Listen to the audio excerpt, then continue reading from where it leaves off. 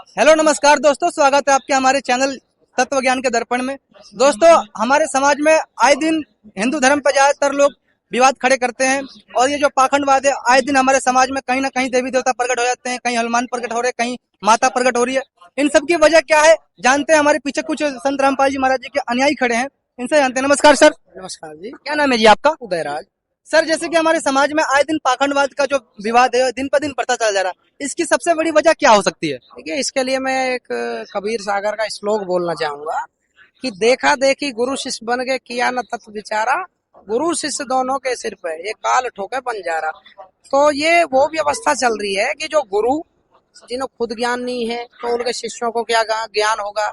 आजकल तो बड़े हंसी की बात है, कोई तो कह देते हैं कि मैं कलिक अवतार हूँ, कोई गुरु कलिक अवतार आपको अपने आप को बता रहे हैं, और कोई किसी के शिष्य कह रहे हैं कि मेरा गुरु को कलिक अवतार है। जाएगा मतलब कि प्रेमानंद जी ही कल की अवतार है, यही लास्ट गुरु है। तो मतलब बहुत बड़े एक पाखंडवाद को, इस सनातन धर्म को बदनाम करने की इतनी बड़ी साजिश कर रही है। और ये हम आप लोग जैसे ही हैं जो बेचारे, देखिए गीता में लिखा है कि कुछ लोग यज्ञ करते हैं, कुछ लोग हवन करते हैं, कोई पितृ पूजा करता है, कोई भूत पूजा करता है, लेकिन उसमें लिखा है कि 4 प्रकार के व्यक्ति आर्थ अर्थार्थी जिज्ञासु और ज्ञानी ब्रह्म साधना करने की कोशिश करते हैं। और वास्तव में जो ब्रह्म है वो बोल रहा है कि जो ब्रह्म साधना करने के लिए जो ज्ञानी है, जो सबसे अत्यंत जो श्रेष्ठ है वो ज्ञानी है। तो ये देखिए, आस्था एक अच्छी चीज है, कहीं ना कहीं आस्था होनी चाहिए, नास्तिक नहीं होना चाहिए, क्योंकि नास्तिक भगवान के अस्तित्व को मिटा देते हैं। तो आस्था एक होनी चाहिए, लेकिन आस्था का एक एक पैमाना भी होना चाहिए। ऐसा नहीं है कि ये मूर्खता की सारी हदें पार कर देते हैं। पूरे समाज में हर तरीके का पाखंडवाद फैला दिया है। कहीं देखिए, आप 9 दिन की पूजा करते हैं, 9 देवी धाते हैं, और 10वें दिन जो है कहीं आप जो है मुर्गा की बलि दे देते हैं, कहीं बकरा की बलि दे देते हैं। अभी आपका पीछे एक प्रकरण आया था, आपने देखा हो, दिल्ली में काफी हाईलाइट हुआ था पीछे।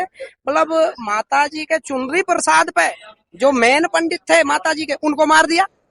दिल्ली से बड़ी खबर आ रही है, जहां कालका जी मंदिर में मर्डर की जानकारी सामने आ रही है। चुन्नी और प्रसाद को लेकर मारपीट हुई थी बताया जा रहा है, और झगड़े के बाद सेवादार की पीट कर हत्या कर दी गई।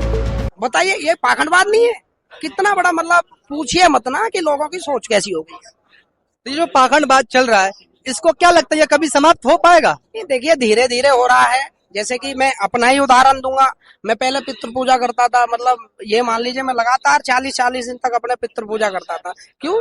क्योंकि हमें जो हमारे बुजुर्ग थे, जो बड़े बूढ़े थे, उन्होंने बताया था कि भाई इस तरीके की साधना है। तो हम तो पढ़ते लिखते नहीं थे, वास्तव में जो हमें चीजें ये होती है, जो मिली हुई होती है, उन्हीं पर चलते हैं। लेकिन वास्तव में वास्तविक ज्ञान क्या है? आप देखिए, ये पाखंडवाद को खत्म करने के लिए संत रामपाल जी महाराज आज जेल में बैठे हुए हैं, और कितने बड़े स्तर तक उन्होंने पाखंडवाद को खत्म कर दिया है। मैं उनका पहले धुर विरोधी था, लेकिन अभी मैं उनसे जुड़ा हुआ हूँ। तो ये एक जो मुहिम संत रामपाल जी महाराज की चल रही है, वास्तविक ज्ञान के लिए और इस पाखंडवाद को जड़ से खत्म करने के लिए चल रही है। और इसी ज्ञान से ये पाखंडवाद ये खत्म हो जाएगा, और आदि सनातन धर्म वो लागू हो जाएगा, जिसमें जो गीता जी में बताया गया है कि भगवान का 3 तरह का मंत्र है, 3 अक्षर का मंत्र है। गीता जी अध्याय 17 के 23वें श्लोक में बताया है कि ओम तत्सत इति निर्देश ब्रह्मणे त्रिविधे समर्थ 3 वेदा च यज्ञपुरा च भीतापुरा, जिसको संत रामपाल जी महाराज ने खोल के बता दिया है कि ओम मंत्र की साधना ऐसी करनी है, और इसमें तत्सत सांकेतिक जो मंत्र है वो कौन से हैं, इस तरीके की साधना करनी है। तो ये जो है ना, पाखंडवाद को हमारे गुरुजी खत्म कर सकते हैं। अच्छा, सुनने में ये भी है उन्होंने एक अन्नपूर्णा मुहिम चलाई है। लोग ज्यादातर कह रहे हैं कि ये मुहिम इसलिए चलाई गई है कि ज्यादातर की लोगों का ब्रेन वॉश कर सकें, अपनी बुराइयों को छुपाकर अपनी अच्छाई दिखा सकते हैं। आपके इसके बारे में क्या कहना है? देखिए, अगर ब्रेन वॉश करने की आप ये चीजें देखते हैं, इस तरीके से सोचते हैं, तो ये तो बिल्कुल गलत है। जो संत जेल में बैठे हुए हैं और जिन्होंने करोड़ों अरबों, अभी तो आपने सुना है, आप सर्च कीजिए। उग्र रूप धारण करती जा रही है संत रामपाल जी महाराज जी की ये अन्नपूर्णा मुहिम। संत रामपाल जी महाराज जी ने जो बाढ़ प्रभावित गांवों की मदद करने की शुरुआत की थी, तो अब 71 बाढ़ प्रभावित गांवों तक संत रामपाल जी महाराज राहत सामग्री भेज चुके हैं। हम सरकार के पास जावा, चाहे SDO, चाहे JEO, चाहे विधायक हो, चाहे कोई मंत्री हो, हम तो किसी के पास जावा, सारे नु कहो दे भाई संत रामपाल जी महाराज के पास जाना पड़ेगा।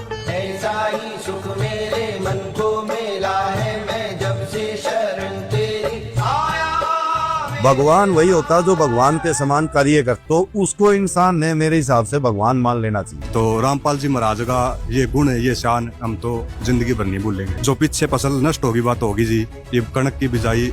और बाकायदा आपको जिन जिन गांवों में हेल्प की हुई है, जहाँ जहाँ पे बाढ़ ग्रस्त क्षेत्र है वहाँ पे, या किसी कोई गरीब है जिनको राशन दिया जा रहा है, और राशन एक दिन नहीं, जब तक वो परिवार सक्षम नहीं हो जाएगा, जब तक गुरुजी की तरफ से राशन। तो ये तो देखिए मतलब इतने मतलब ये है कि जब ये आपने पूछा था ना प्रथम प्रश्न कि पाखंडवाद, ये जो पाखंडवाद को खत्म कर रहे हैं और जो वो पाखंडी हैं वही धुर विरोधी है, संत रामपाल जी महाराज वही विरोध कर रहे हैं। जैसे कि आप सभी ने दर्शकों देखा, जैसे कि इन्होंने कितना प्यारा जवाब दिया है। दोस्तों आपको ये वीडियो कैसे लगी अपनी राय कमेंट बॉक्स में लिखिएगा। मिलते हैं साथ आपके साथ नेक्स्ट टॉपिक में, नेक्स्ट वीडियो में। तब तक के लिए धन्यवाद।